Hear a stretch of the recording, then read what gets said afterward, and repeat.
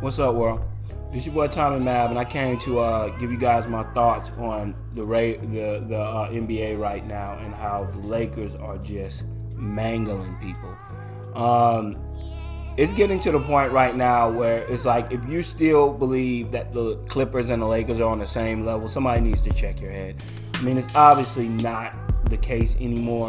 You look at the way that they run. Anybody who doesn't really understand basketball, they don't really get things. They kind of look at the score, they look at the points, and they really don't understand scheming. Frank Vogel is a ridiculously good defensive coach, right? And when you got an instant offense like a LeBron, who does not need anybody to create a shot, and can also make average players great and good players great. Look what he did to Kyle Korver when Kyle Korver was with LeBron, and how Kyle Korver has looked everywhere else. Kyle Korver did not look like Kyle Korver on the Cavs in other places. But LeBron James is so good at getting people the ball. He's turned Dwight Howard. They're all limited players. Dwight Howard is a limited player. Danny Green is a limited player.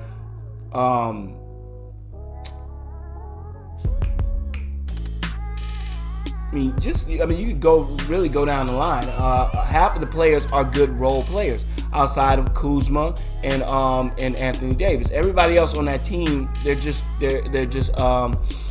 really just role players. But because LeBron James is the ultimate queen player, those who are not frequent to my channel don't get when I say queen player. I'm saying when you look at a queen on a chessboard, I think basketball players come in different types of chess pieces, right? You have the rook, which is your Kyle Korver, KCP, Danny Green, 3-and-D guys. That means they're limited.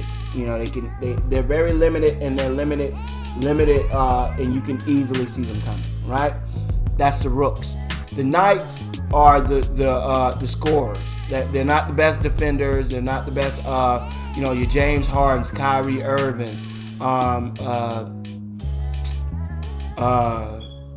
Kawhi Leonard, Paul George. They're guys who can score, can score and hurt you in ways you can't see coming, right? You can't anticipate if their shot is falling. They're great. If their shot is falling, they're advantage to the team. And if their shot is not falling, they're hurt. They hurt the team. So that's why I call them knights. They're limited, but you can never see what way. You can't game plan for them because it's generally you can't stop them. If a person knows how to use them right, you can't stop them. That's why I call scorers knights. I call rebounders blockers, rim protectors, guys like your DeAndre Jordans, Andre Drummonds, Dwight Howard. Those guys are bishops. That's because you can't really see them coming. You can see them coming, but not as easy as rooks because they go diagonal. You know, anybody who knows anything about chess understands that.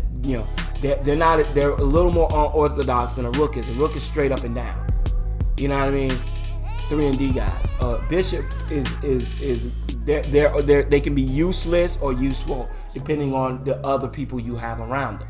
Then you have what I like to call pawns, which are your young players who you really don't know, who are trying to develop into what type of players they're going to be. Your Kyle Kuzmas, your Brandon Ingrams, you know what I'm saying, Lonzo Balls. They're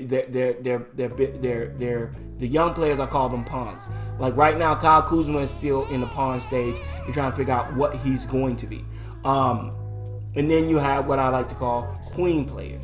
Queen players are your Luka Doncic, Russell Westbrook, LeBron James. You know what I'm saying? Giannis Antetokounmpo. Those are guys who can beat you in so many ways. They can beat you in any way you need them to beat you in.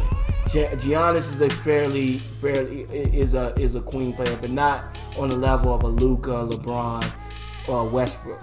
And Westbrook is shooting is a little inefficient too at times, but he can still beat you scoring. He can beat you that's when I say that, that's what I'm saying. They can beat you scoring. They can beat you passing. They can beat you on the defensive side. They can make plays on both offensive and defensive side. So, like I said, there's only a few ultimate queen players, and as of right now, there is really only one ultimate queen player, and that's LeBron James. Luka doesn't really play defense. Giannis doesn't really have an outside game, and Westbrook doesn't really have an outside game. So at least not consistently. LeBron James is the only one that can beat you from the outside. He can bang you inside. He can beat you passing. He can beat you by getting his teammates involved, or he can just take over the scoring role. And defensively, he can still play defensive at a high level. So that's what I mean. He can become a force on the defensive end. So that's what I mean by queen. Now there are a lot, like I said, there are queen players who are queen players because they can do those things well enough, but they're not ultimate queen players. So that's what I mean. So now we're speaking from a place of reference. I'll continue. LeBron James, and Anthony Davis. LeBron James is the ultimate queen player. That means he can be whatever you need him to be. So he allows all these guys who need guys. If I need a point guard, like a Dwight Howard, JaVale McGee, I can do that. You know what I'm saying? I can be that. And another guy that I, like I said, but I'll get to that. But I'm losing track. But my point is that when you look at a LeBron James and the way that he plays the game, the way that he facilitates, he can be that for Dwight Howard. You know what I'm saying? A guy who can penetrate and drive.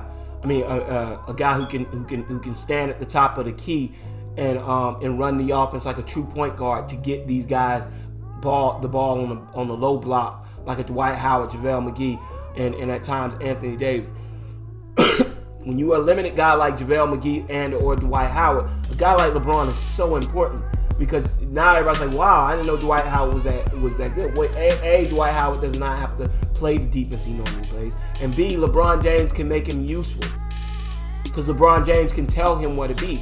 LeBron James can do it in a way that motivates him, unlike Kobe or other guys who said it or Harden who say it in ways that make him call. And it's hard to call LeBron James out when he's busting his butt and you know if you do what you're supposed to do, LeBron James is going to get you the ball. You don't know that with Harden. You don't know that with Kobe. You know if I do my job, LeBron James is going to make sure that I shine. And I think that is so invaluable to who he is too. If you're a guy like the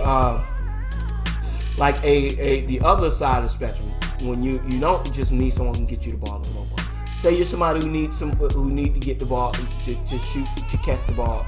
You're catch and shoot like a Danny Green, BD, KCP, to an extent Kyle Kuzma, and even to an extent this year Rondo. If you're a guy who can catch and shoot it, LeBron James is invaluable in that way because LeBron James can be a penetrating guard as well who can get to the rim and get you the ball at your sweet spot.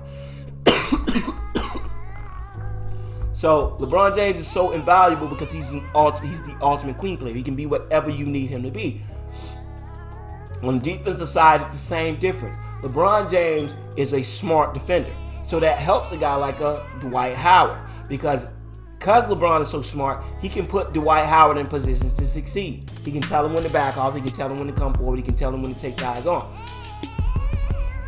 When you are a guy like Anthony Davis, that's invaluable because all Anthony Davis has to worry about is just doing his job.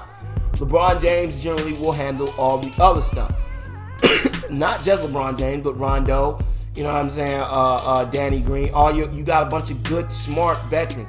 Not just veterans like last year who were just off the wall veterans, but veterans who have won in this league and veterans who are smart, cerebral veterans. And that's what they've compiled this team with. A lot of really smart veterans. So you got that dynamic. And also you got a guy like Anthony Davis, who is also a queen player. So that's what I say. You got when you look at the Clippers, you have two knights. You have two guys who are limited ISO players, who are not really good passers, and they're not really efficient when they're asked to share the scoring duties. Kawhi Leonard is very efficient when his job is to only take over when his team can't get it done. He's incredibly. I mean, he's more. He's drastically more inefficient when he's forced into the role of scoring, and he has to share those duties with someone else. So he doesn't know when to take the shots and when to pass it. The difference between those two, and LeBron and Anthony Davis, are queen players. They both can be whatever you need them to be. If you need Anthony Davis to be a back to the basket big man, he can do that. If you need him to be a mid-range big man, he can do that. If you need him to be a three-point big man, stretch 4 or 5, he can do that. You need him to be a guy who you throw and he can be an ISO player. He can do that. The same thing goes with LeBron. They're two queen players. And Anthony Davis is nowhere near the passer LeBron is, but like I said, he's not an ultimate queen player, but he's a queen player. He can pass well enough to where you can't just double down on him and expect him not to make bad decisions. Because Anthony Davis, at the beginning of the year, he was making a lot of bad decisions, but you can tell he was just getting acclimated to the offense. Now he's acclimated to the offense, and he's making a lot of good passes now. He's averaging about 5 to 6 assists a game himself. So Anthony Davis is getting to that level to where he's becoming everything you need him to be. The Clippers do not have that. They have a bunch of great players, but they don't have a lot of. They don't have one queen player. They have a bunch of really good limited pieces, but they don't have any queens. They don't have one queen. The one queen they had, they traded him away, which was Danilo Gallinari. Danilo Gallinari was their only queen player. He was the only guy who could beat you in the post, beat you in the mid-range, beat you from the three-point line, beat you passing, and beat you and still play well enough on defense. Kawhi Leonard is a prolific scorer, great defender. But outside of that, he's very limited. Same thing goes. You brought in two players who were really similar in Paul George and Kawhi Leonard. And Paul George is even limited, more limited than than Kawhi Leonard, because he can't really beat you from the post. So you got a lot of very limited player. Montrezl Harrell is a great player, but he's very limited. He's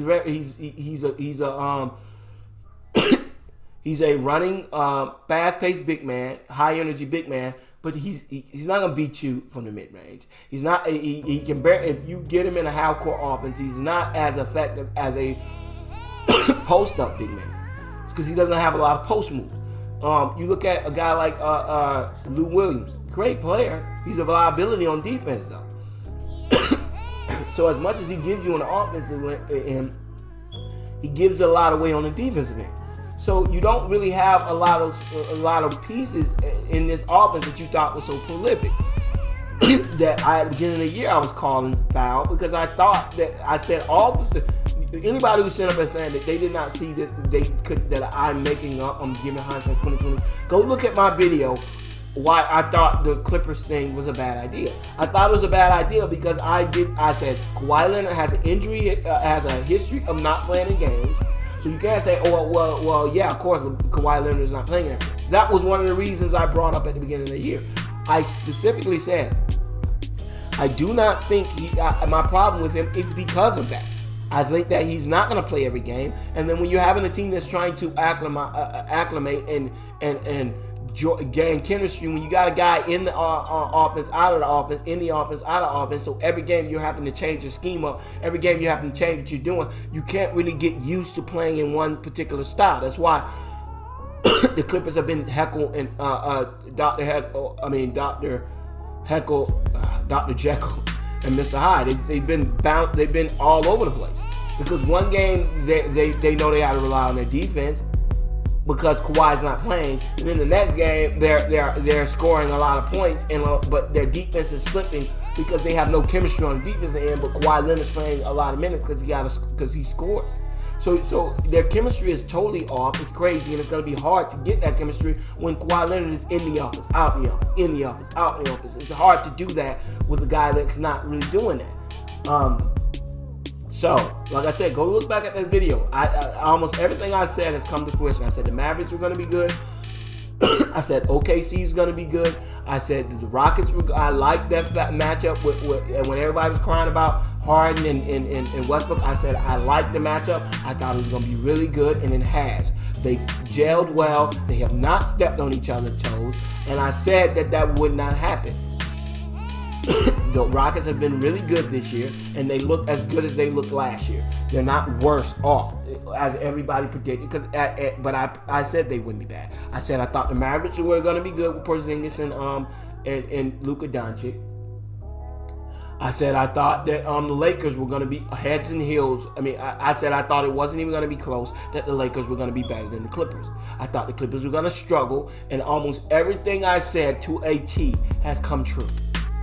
Because if you understand basketball, as I said before, you can go back and look at my video of why I thought Kawhi Leonard and Paul George wasn't going to work. And this is before, this is when I thought Boogie Cousins was going to be playing. You know what I mean? I didn't even know about Dwight Howard, and I was just happy. I thought DeMarcus Cousins, which I still think DeMarcus Cousins is going to be an invaluable piece when he gets healthy for them next year.